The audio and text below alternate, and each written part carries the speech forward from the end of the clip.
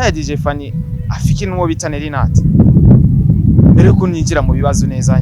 nyine bwite ntara kimwenzi ariko kenshi akunze kwandika ko nyine amajambo nyine sometime nibaze ko atakugwa neza cyane agwe neza umuryango wawe jewe kuri jewe ngandi ikitegererezo ciyo kuko rinzi ubona umuntu kuko ubu buyikurikirana mu Burundi gusa hoba hari uwo vyega bitandukanye na DJ Fanny ko twari tubizi hano mu gihugu cy'u Burundi kumbura uduha umuco ku bantu bariko barakwita umusuma wivye bitari vyawe wishize mu bitari vyawe kumbure turonka umuco mwami bwa Star TV. Urakoze cyane nari ndisubiye yuko mu byatumenyandikira yuko havuza nari ndisubiye kuco kintu kiza kuba ari kirimwo ngo wivye igice ikintu babwira igiswahili bamwe kiraroka cyane ko mu Burundi twivugira ikirundi cyane ego cyane kandi je nta kibazo na kimwe vyonera namvuga igihe cyose kubera iki harimwo body ya Acururugenzi ya miliki staff yes muri yo staff rero nibaza yuko abantu bose babizi Igicu FM ni projet yiwanje nije nagiye kurondera abatanzania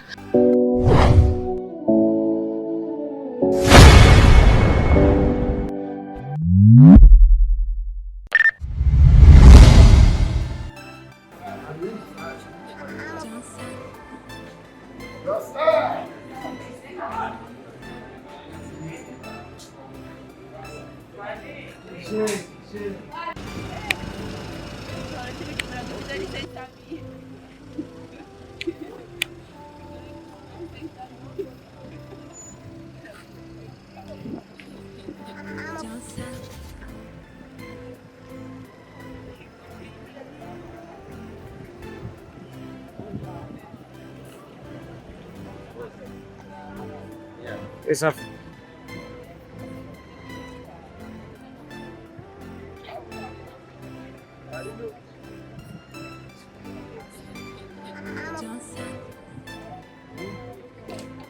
Yes, ndabara mukije abakunzi ba Star TV iyo mukagenda ziko muri benshi mudukurikirana. Yes, muno mwanya tuvugana muri kwe na Star Boy the Ship na Star TV. Ndabashimira cyane kuba twarakwije ibihumbi 100 by'ababone. So, ndabashimira vyimva mutima. Ndabashimira cyane. Mu bwa bwa Star TV turi kumwe n'umwe mu bantu novuga yuko bashigikiye abantu benshi batandukanye ndetse gushika kuri no munsi n'umwe mu bantu novuga yuko benshi bigiye ko na cyane ndavuga ku bigeme kubera ko nitwa tumenyereye abigeme baba journaliste bamwe bamwita DJ Fanny muramuzi kuri radio television y'u Burundi muramuzi DJ Fanny maze gukora byinshi bitandukanye maze kuzana aba artiste batandukanye nubwo atari wabazana ariko abari mu bantu novuga yuko baba bakuriye ibikorwa ndavuga aba artiste bavuye mu gihugu cya Tanzania twarabibonye kuri Alikiba turabibona no kuri Harmonize turabibona no ku bandi ba artiste ndavuga Levani n'abandi benshi batandukanye so muno mwanya tuvugana turi kuri Airport International Merkiwe ndada yahavuye mu gihugu cya Tanzania mu gihugu cya Tanzania yakigize mu rugo araza kutubwira mbega mu gihugu cya Tanzania afiseyo connection nyabaki afiseyo famille nyabaki kuko kenshi arakunda kugaragara mu gihugu cya Tanzania reka tumwakire neza neza mu gihugu cya Burundi karibu cyane Fanny. Murakoze cyane ndabaramukije abakunzi ba Star Boy TV kubona mwarashoboye gukwiza ibintu ikintu gikomeye ndibuka ko watanguye job ni mukabuka ugeze kuri yo ntambwe congratulations kabisa ndetse nawe ndanagushimire cyane kubera ko uri mu bantu novuga yuko batumye bari abantu ndabakwiza kubera ko no munsi nibaza ko nabuze nk'umuryango wa Fanny ukurikirana Star TV kubera ko twakoranye n'abagenzi nabo twiganye abakuru iminsi rero ni meza Fanny usa neza urakoze mu kanwa sasa rero twenze n'umuntu babwira ati ngo mfise mu kanwa heza urakoze Fanny uvuye mu rugendo rudasanzwe kuri wewe kubera ko ari benshi ko baradukugana bataribaza ati mbega Fanny avuye mu rugendo rudasanzwe cyane ni bya bintu byo gutembera kuri DJ Fanny avuye mu gihugu cya Tanzania mu biki nibiki byari byamutwaye koko kwagarutse agiye atunganije ibintu koko cyane arasubirayo kandi kumbure atunganye byari byamujanye je muri Tanzania murazi ko kunda kujayo cyane n'igihe jo bundi ngenda narapostinze ati my second home hariya niho novuga yuko naronke experience nini cyane mu by'akazi naragerageje kubigira ko byinshi ngenda muri Tanzania kurahura ubwenge novuga yuko hari ari nko muhira hama uko mubimbagije icyari canjanye murazi yuko sanzwe ndi mu bafisi radio nga mu Burundi Igicu FM of course Igicu FM yes of course nari nagiye rero kugira mbonane n'aba partenaire banje hama tugerageze kuraba kumwe n'ibikorwa byo tarabije imbere murazi ko ubutwimutse tutakiraho twakorera kera udukorera hafi ngaho nyene impande y'ingoro nkuru y'umugambwe CNDD-FDD ubu mukorera mu Kigobe hagiye niho twimukiye umva rero après yo kwimuka ifoko urugendo rwari rukeneye bwa tuze kwanariza ibikorwa turabikeneye gukorwa nivyo tugiye kongeramwo yes turi na 2025 ilifo ko tuzana bishasha yes DJ Fanny impamvu yatumye nza hano nanabikwisabiye jewe nyene ubwanje ndavuga ati Fanny no shobora kuza gutegera kumbure nibaza ko utaruzi ivyo ngira ndakubaze ariko gushika mu gihugu ca Tanzania washitse amahoro ndetse wagarutse n'amahoro cyane gose yego bakwakiriye gute mu gihugu ca Tanzania kumbure cenjana n'ibibazo nkuko vyama banyakira neza nababwi ko ari muhira ha kabiri bama banyakira neza imbere neza yuko ninjira mu bibazo ndakubaza kino kibazo haya DJ Fanny afiki nuwo bita NAT mbere yuko ninjira mu bibazo neza nyine bwite narakimwenze ariko kenshi akunze kwandika ko nyine amajambo nyine sometime nibaze ko atakugwa neza cyane agwe neza umuryango wawe jewe kuri jewe ngandi ikitegererezo ciyo kuko rinzi ubona umuntu aguma gukurikirana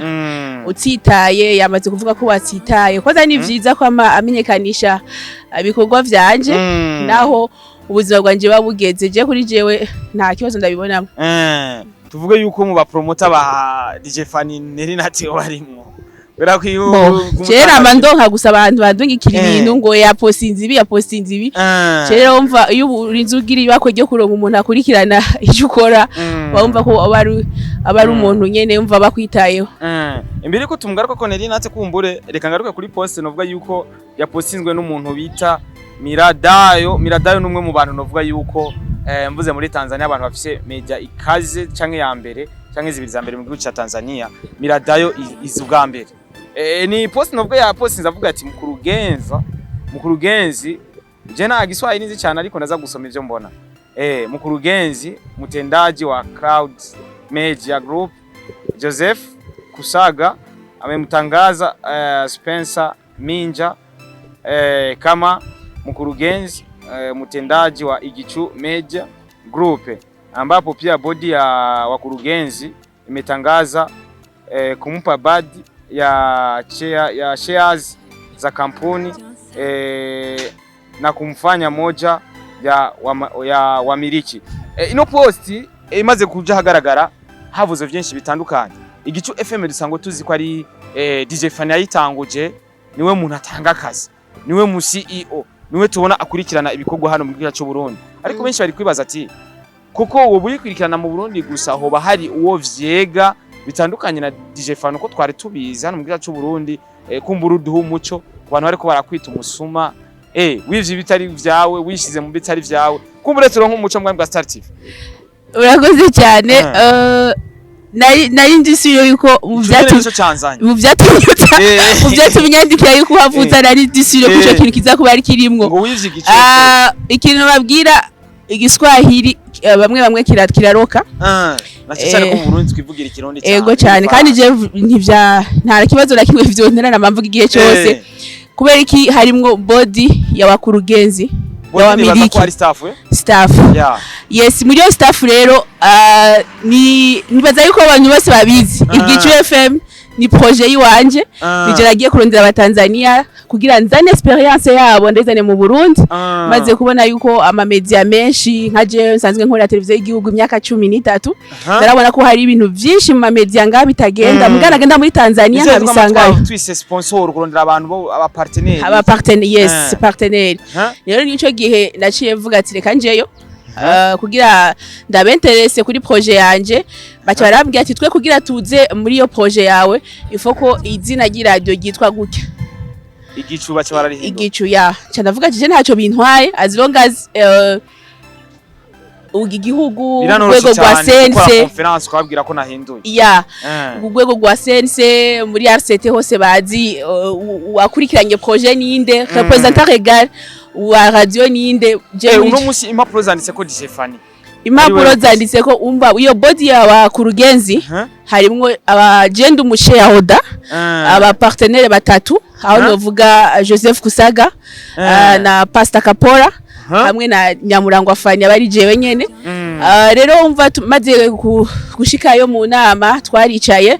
turavuga ati ngerageje kuraba economy yo nga mu Burundi murabona yuko ibintu bitera biba nabi ndavuga ati dukeneye cyane cyane amasoko ava hanze y'igihugu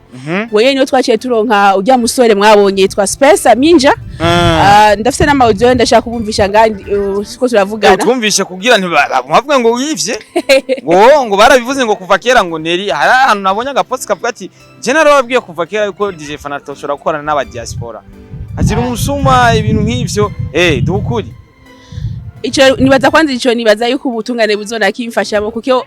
uri nzubwira umuntu ngo numurozi tuzakwerekana preve y'uburozi yo barakoresheje umuntu n'umusuma tuzakwerekana preve nukubivuga gusa ko anfete hari ikintu ugwaruka gwishira uko ruri henda ko muri ino misi murazi ko iryo tekeko ryasohotse kuvuga ku muntu ikintu ubufigifitiye novuga buhamya preve yuko ico kintu cyabaye cyangwa kitabaye rero umva umuntu yivorose kuvuga umuntu kuvuga nibisanze mugabe mva hari amajambo ari ushaka kuvuga ku muntu bikagutangaza kuko nibaza ko abari ko barabindungikira bose nabasanzwe bamuzi kandi amajambo bakurikiza mu kubimbwira banyereka neza ati we haguruka urumva mugabo je cyo no shira imbere cyane je shira imbere ibikorwa kabisa yo rero Space Minja tumaze kubona turavugana nawe tuko turi aba shareholders batatu adusaba umushara w'amahera menshi tubona yuko ndababwiye ati amahera mu Burundi ntiyoboneka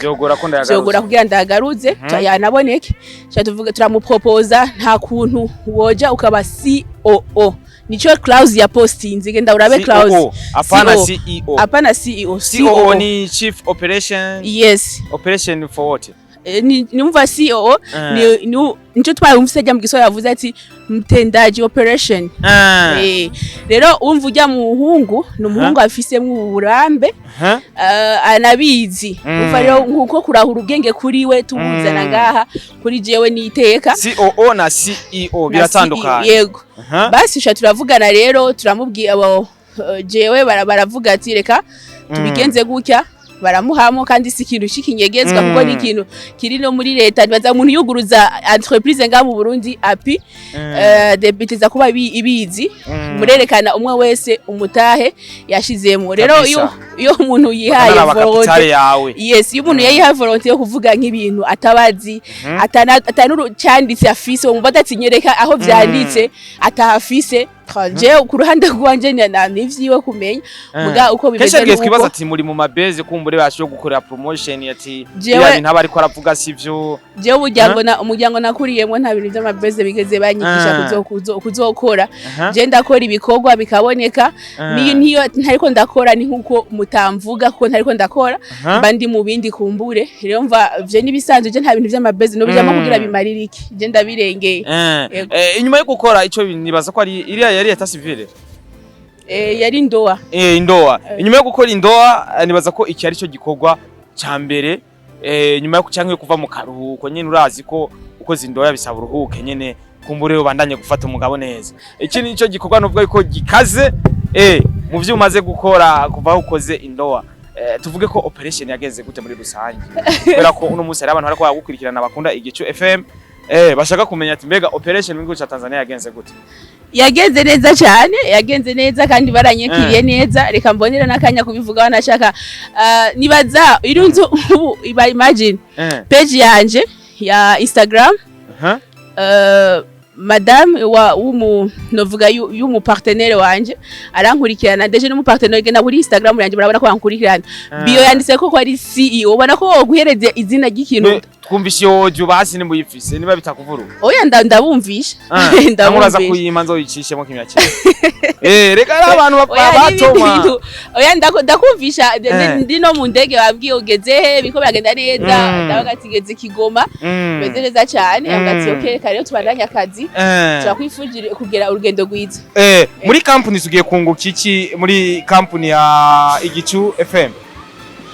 jewe ndibaza yuko abantu basanzwe banzi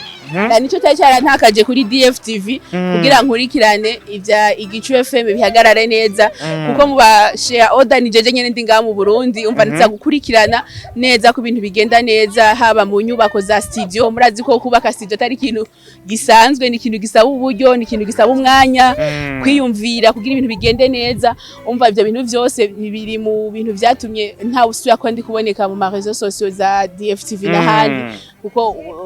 novuga yuko nta kuntu ari gutambikiza habiri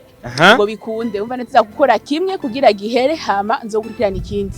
yego mbese wanimukiye muri quartier izimvye buriya kuva ahantu wakorera ukaza mu Kigobe bisigura ko projet yawe ubona nyine ko ari Aeroport ubu vraiment sindiko ndiyemera Igicu FM ugerageje nzogutumira urabe iri muri ma studio ya mbere novuga nga mu Burundi nimba hari nyinshi ni nka zitanu iri mu ya mbere meza umva kandi n'ahantu nibaza aho natangiye gukorera ikerekana yuko ico gihe ntari bwaro nk'abafata mu mugongo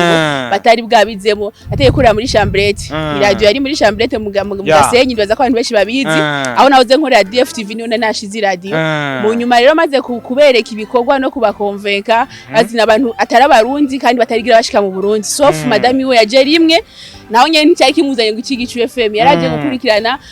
kuraba kubera n'abantu basanzwe banarima bari baje kuraba ibintu ukungene botera ikawa ngaha mu Burundi amategeko bisaba ku muntu atari umurundi byagutyo rero nico cyari cyamuzanye mugabo kubera nari ko ndamwegereze no kubikorwa ndiko ndakora kugira abibone ashitse hayo abishobore kuvyumvisha umushinga ntaye wiwe nico tumara muzeye ku Gicu numva cyo genda akora muri chambrette sorry chambrette none haniho hari radio abamesha makuru bafite naho baruhukira ntibafite naho bategurira inkuru kabisa ya mugabo urana ko ubu dushima Imana turahantu heza cyane hajya kuri breeding friends mu Kigobe impande y'ingoro mugambwe CNDD-FDD ingoro nkuru ni haruguru gato hajya hari rya etage yes hahora ishure Equateur ya university hajya niyo dukorera ni studio nziza ibiro vyiza urako mbora nyene ngira bameshe makuru binjira bagakora nkumva nyene ko muri je nyoyewe sivye yuko tutaraheza harashakene ko tuyishira live kugira ishobore gukurikiranwa live bivuze n'ibintu biri muri procedure yino 2500 muri ko murategura live nyene sorry iyo ni processus yo muri 2025 kandi ujya mu partenaire umwe yinjiye yitwa Pastor Kapora ni mushasha ntiyahora bwa mbere ari je nakusaga we ni mushasha yinjiyemwo ko murabona ko kusaga yarakuza amateka ubunyakiri kiragenda ariko ageza mu zabukuru kuri akukuruke yaracavuga ati foko negereza ugwaruka ndarusigire ivyo nakoze rubandanyirizeho ubwo rero natwashe turonka uyo mu partenaire yitwa Pastor Kapora benshi bazamukurikirana kuri TikTok na za Instagram afite nisengero nini cyane Dar es Salaam niyasaza akorera ibikorwa vyiwe rero niwo ubu nawe nyene ari mu bashare order kubyo rero numva mvuga yuko Igicu byari bazi kera igiye guhinduka ku rwego runini cyane uko mwari muyizi Igicu mugiye kuyibona ukundi ku rundi rwego wavuze ko bahinduye izina ariko nguma numva tuvuga Igicu bahinduye uburyo bwo kuyandika cyane oya Igicu yagumye ari Igicu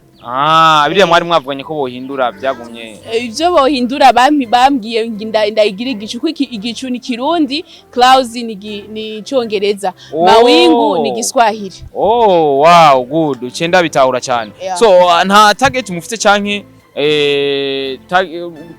target kwera ko nibaza ko abari bajejwe ibikorwa byo kuzana mama wazucu hano mu Burundi Alikiba Harmonize target ni nyinshi FANNY warubirimwo target ni nyinshi artist ni baza tuza tubabona ku Gicu neza cyane kuko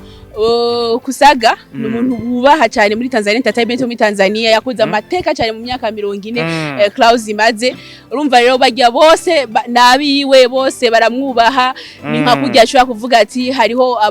abataguye YouTube inyuma yanje nshobora kubazi hariho abanyubaha nshobora kuvuga ati bana ndakwikoze ko kuri kiniki akagikora kuvuga ati umuntu ndamuzi mu mwuga yarantanguriye yego hama ikintu rero mva novuga ko gikomeye nuko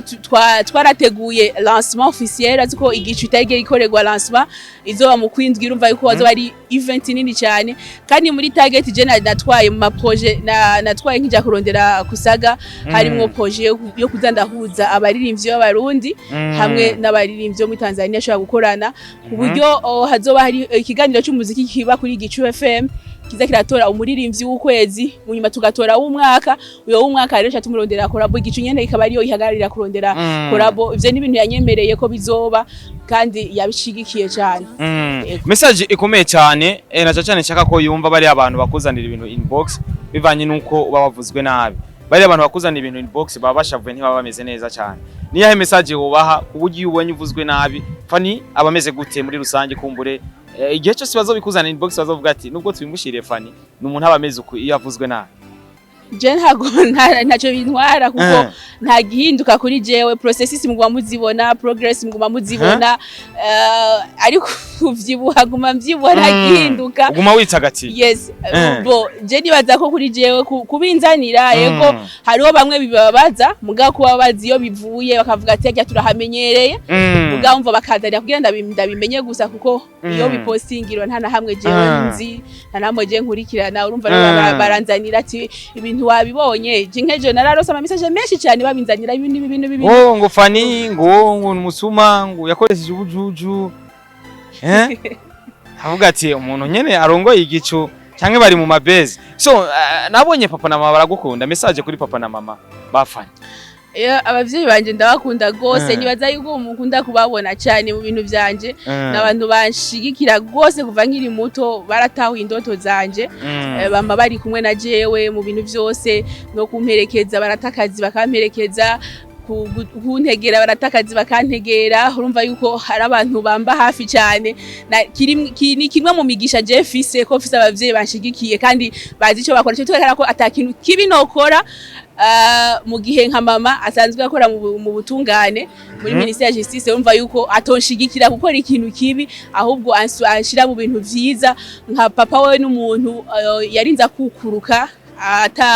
ata muntu bafitanye ibibazo yamabira bitubwira abana banje muzoye bike mu gyame kare nta kintu gihari nko kuvugwa neza nta kintu gihari nka liberté ku muntu kwishira no kwizana urumva rero ni ibintu twakuze tubwirwa bitotuma twe tujya mu bintu bibi tuvuga yuko hariho ivyo turondera kuko abavyeyi baragaragaje kuturera neza no kuturonderera umva rero je nta kintu na kimwe cyotuma nkora ibintu bibi nkaba ndabashimiye gose ndabasabira Imana ibafashe kuramba hama nyene nkore ubize biboneke ko byagenze neza umunsi umwe ndafise indoto yo kuzoba akavakanse kabisha merci beaucoup kumureka tugukure kuzuba bimwe twabimenye